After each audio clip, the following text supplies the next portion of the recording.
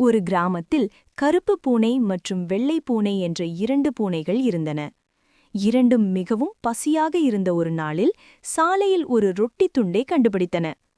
இது என்னுடையது என்று கருப்பு பூனை கத்தினது.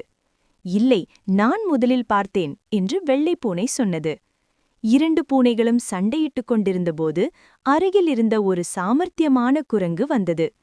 சண்டை வேண்டாம், நான் நியாயமாக பகிர்ந்து தருகிறேன் என்று குரங்கு சொன்னது. குரங்கு ரொட்டியை இரண்டு துண்டுகளாக பிரித்தது.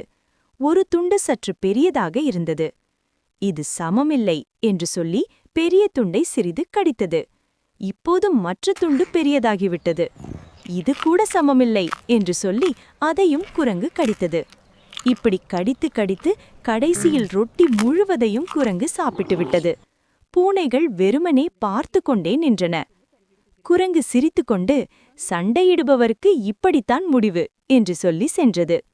நீதி: சண்டையும் பேராசையும் நஷ்டத்தையே தரும்.